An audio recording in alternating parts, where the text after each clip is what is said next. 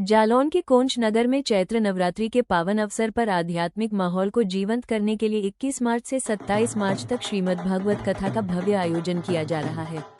इस 7 दिवसीय धार्मिक कार्यक्रम का समापन 28 मार्च को विशाल हवन और भंडारे के साथ किया जाएगा, जिसमें बड़ी संख्या में श्रद्धालुओं के शामिल होने की संभावना है।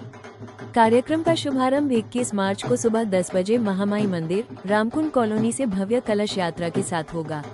ये यात्रा नहर कोठी मार्ग से होते हुए प्राचीन रामकुंड मंदिर तक पहुंचेगी। कलश यात्रा में महिलाएं पारंपरिक वेशभूषा में सिर पर कलश धारण कर भक्ति गीतों के साथ नगर में आस्था की अलख जगाएंगी, जिससे पूरा माहौल भक्तिमय हो जाएगा। कलश यात्रा के बाद कथा स्थल पर विधिवत पूजन अर्चन के साथ श्रीमद्भागवत कथा का शुभारंभ किया जाएगा। कथा व्यास हरिओम थापक अयोध्यापुरी झांसी से पधार रहे हैं। उन्होंने बताया कि श्रीमद्भागवत, रामचरितमानस और श्रीमद्भगवद गीता जैसे ग्रंथ केवल धार्मिक ग्रंथ ही नहीं, बल्कि जीवन को सही दिशा देने वाले प्रेरणा स्रोत हैं। कथा के दौरान प्रहलाद, ध्रुव और पूतना वध जैसे प्रसंगों के माध्यम से भक्ति, आस्था और सत्य के महत्व को विस्तार से समझाया जाएगा।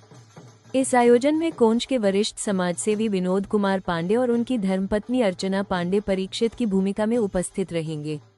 आयोजन की व्यवस्थाओं में पांडे परिवार और उनके सहयोगी सक्रिय रूप से जुटे हुए हैं।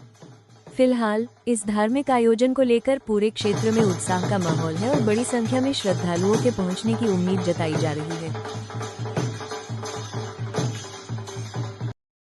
कल के कोंच नगर में आपके द्वारा भागवत का अनुष्ठान कराया जाएगा। कितने दिन ये भागवत कथा रहेगी और क्या कुछ रहेगा?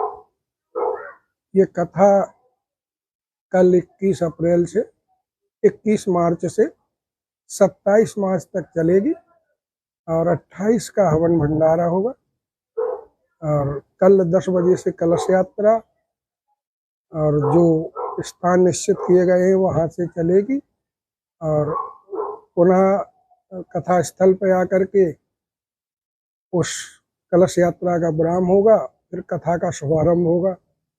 और क्षेत्र में कई जगह आपकी श्रीमद्भागवत कथाएं हुई हैं। किस कथा मार्ग के माध्यम से समाज में फैली कुरीतियों के लिए क्या संदेश रहेगा और लोगों के लिए क्या संदेश रहेगा? ऐसा है कि श्रीमद्भागवत की जो कथा है अथवा रामचरितमानस की जो कथा है अथवा भगवत गीता की जो कथा है, ये समाज की कुरीतियों को मिटाने के लिए ही है। श्रीमद्भागवत की कथा कुछ ऐसी कथा नहीं है कि उसमें प्रहलाद का चरित्र है तो एक कहानी हो, या ध्रुव का चरित्र है तो कोई कहानी हो, या पूतना वध है तो कोई कहानी हो। इसके पीछे बहुत बड़े सिद्धांत छुपे हुए हैं। उन सिद्धांतों को जब तक हम नहीं जनता में प्रेषित करेंगे तब तक कुरीतियां मिटेंगी कैसे? जैसे ध्रुव जी की माँ सुनीति और राजा उत्तानपाद की 2 रानियां, एक सुरुचि का पुत्र उत्तम था और सुनीति का ध्रुव। तो ध्रुव चले नीति पर क्योंकि सुनीति के पुत्र, और उत्तम चले अपनी नीति पर, वो सुनीति पर चले, ये रुचि पर चले क्योंकि उनका नाम रुचि था। तो संसार में रुचि पर चलने वाला व्यक्ति हमेशा दुखों से घिरता है, लेकिन नीति पर चलने वाला व्यक्ति सुख की ओर जाता है। तो हम नीति पर कैसे चले, यही कथा बतलाती है।